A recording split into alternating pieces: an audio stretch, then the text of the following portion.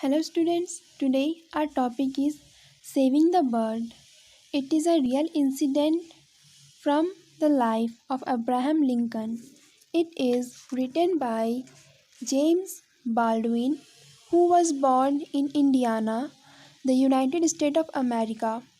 By the age of 24, he had made a career as an educator and administrator. He was an extremely popular writer and wrote books for children on subjects like legends, mythology, biographies, and literature. He wrote over 30 books about famous people in history. He also retold classical tales. This story has been taken from his book 50 Famous Stories Retold. But before starting the story, let me introduce you all to Abraham Lincoln, who was the 16th President of the United States of America. Abraham Lincoln had fought for the rights and independence of unprivileged peoples. Actually, Abraham Lincoln was always athletic, ambitious, determined, and competitive. While growing up, he completed every Saturday in games of wrestling, jumping, ball playing, and horse racing with young men of his locality. He did not only the bad habits that many of young men of his locality had. He was a decent young man who worked in a store and on the boat and sat under a tree and read in his leisure time. When he was in the army, his fellow soldiers witnessed Lincoln's legendary physical strength. He could take on any man and wrestle him to the ground within minutes. He had been defeated only once in about 300 wrestling matches. He was strong, wary, and sure footed. Years of playing sports shaped Lincoln's leadership quality. It improved his communication and team building skills, helped him develop winning strategies, manage him time effectively, and excel at decision making techniques. Sports made him confident and succeed in life roles and he had to fulfill as the 16th President of the United States of America. So, students, now let's start the story. Saving the birds. One day in spring, four men were riding on horseback along a country road. These men were lawyers and they were going to the next town to attend court. It had been raining the previous night and ground was very soft. Water was dripping from the trees and grass was wet. The four lawyers rode along one behind another, for the pathway was narrow and the mud on each side of it was deep. They rode slowly and talked and laughed as were very jolly. One day in spring, four men were riding on the horseback to the country yard. They were lawyers by profession and were going to attend their court, which is in the next town. As it was raining previous night, so the ground was wet and there were all mud splitting there. The water were dripping from the trees and the grass were wet. The four lawyers were riding one behind another from the narrow path. From each side the mud, as mud was deep, they were riding very slowly and talking and laughing all the way in a very jolly mood. So we can see that they were very jolly. The mood were jolly and they were enjoying their journey toward the court. As they were passing through a grove of small trees, they heard a great fluttering over their heads and feeble chirping in the grass by the roadside. Stit, stit, stit came from the leafy branch above them. Chip, chip, chip came from the wet grass. As they were passing from the grove, that is small kind of forest of small trees, they saw the sound of wings. They were beating, and they also heard the wick chirping from the grass by a roadside. It was like sit, sit, sit from the above the leafy branch and chip, chip, chip from the wet grass. "What is the matter here?" asked the first lawyer, whose name was Speed. Oh, it's only some old robin, said the second lawyer, whose name was Hardin. The storm has blown two of the little ones out of the nest. They are too young to fly, and the mother bird is making a great fuss about it. When they were passing, and they heard the fluttering and fibbing chipper, they asked, one of the lawyer asked, the first lawyer whose name was Speed, he asked, "What is the matter? What kind of sound is this?"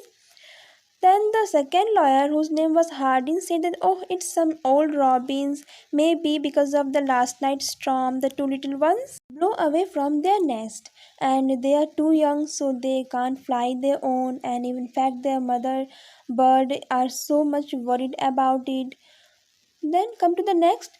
"What a pity! They will lie down there in the grass," said the third lawyer, whose name I forget. "Oh well, there's nothing but birds," said Mr. Hardin. "Why should we bother?" "Yes, we should. Why should we?" said Mr. Speed. When the two lawyers was chatting, the third said that, "What a pity! What kind of pity thing is that they are lying down in the grass?" So the writer don't know the name of the third lawyer, so he doesn't mention the name of the third lawyer. Then they said that Mr. Hardlin said, "Just forget about it. Don't think too much. They are just birds, nothing else. So we must not bother about them."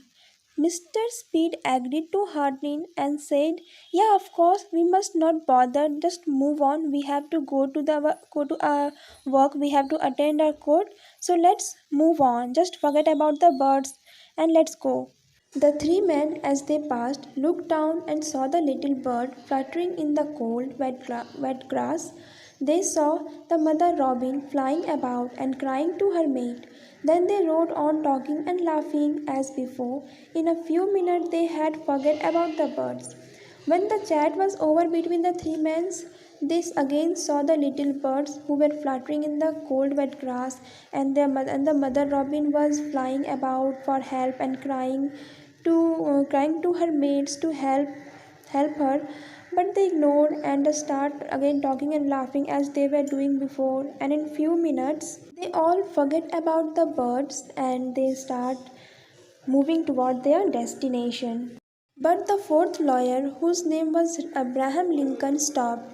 He got down from his horse and very gently took the little one up in his big warm hands.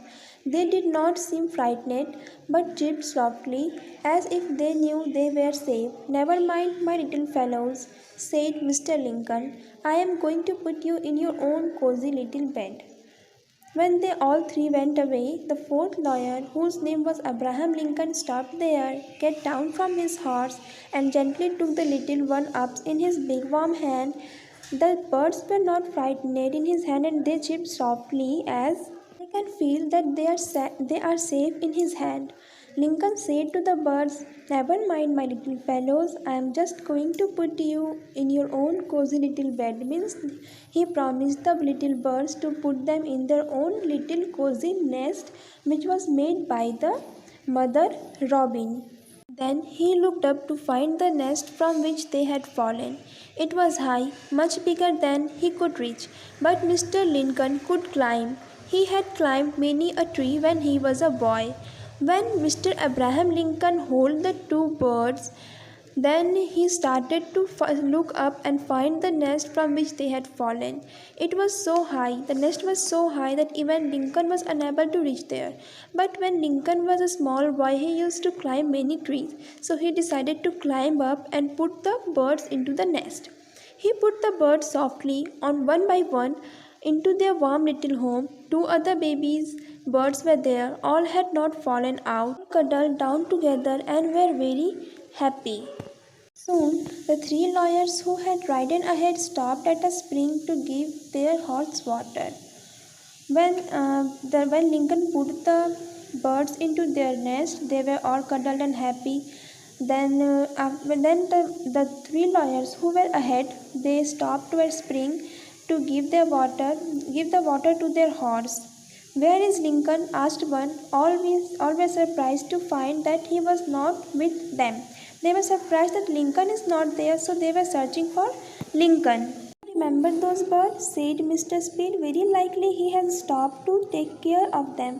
Mr. Speed said that, "Do you remember those birds who were fallen in the grass?" I am sure that Lincoln was there and he was carrying them. In a few minutes, Mr. Lincoln joined them. His shoes were covered with mud. He had torn his coat on the thorny tree. "Hello, Abraham," said Harding. "Where have you been?" In few minutes, Lincoln was also there.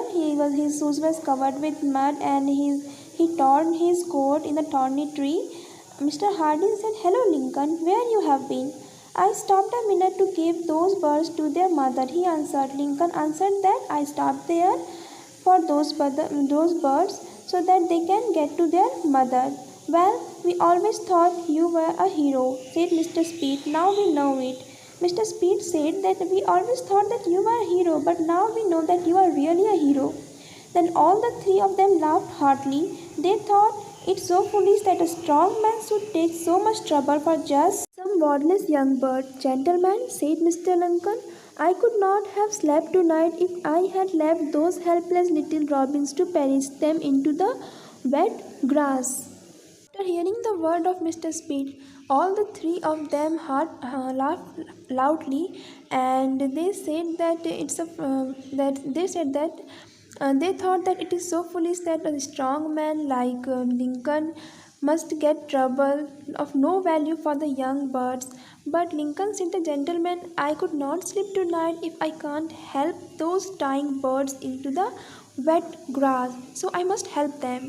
Students, this story, the incident of Abraham Lincoln's life, teaches us that if we are present at a place where someone needs our help, we must help them, whether it is a human being, an animal, or a bird. It's our duty to help them, to protect them from the hazardous condition they are facing. So be helpful. I hope you all have liked this story and learned the lesson from the current story I have taught you from this video. So thank you for watching and thank you so much.